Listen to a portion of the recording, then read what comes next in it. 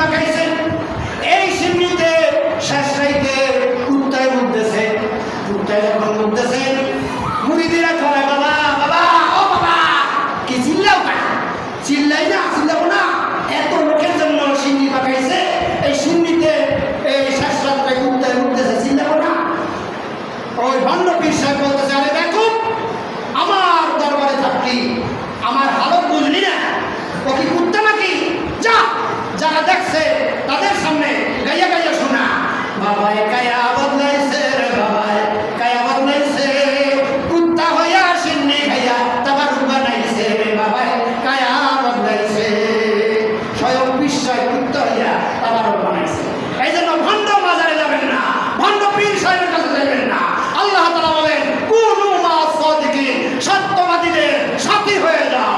আপনাদের নিকটেই আছে সর্বনাই সারসিনা, সারসিনা মরহুম পীর সাহেবুল্লাহ, যাকে আমি সম্মান করি অন্তর দিয়া, তাকে যদি আল্লাহ কবুলই না করবেন, তাহলে 10ই মুহররম এই পৃথিবী আল্লাহ সৃষ্টি করলেন, সেই 10ই মুহররম আপনার সারসিনা দরবারের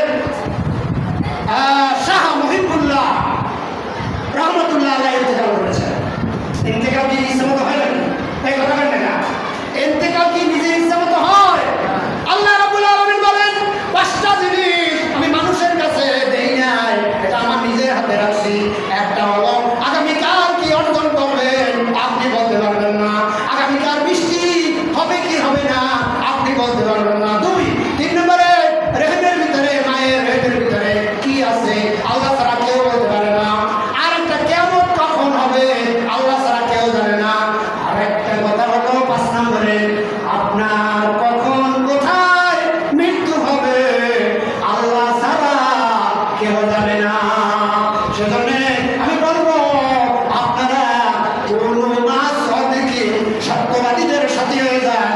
হক দরবার সারসিনা দরবার, সেখানে তার ছেলে এবছর তার বাবাই এই মুহররম মাসে 10 তারিখ আপনার খাওয়াইতেন, তাবারুক বিতরণ করতেন। আর তার ছেলে এবছর হাজার হাজার তাবারুক খাওয়াইছে, আমি দেখেছি।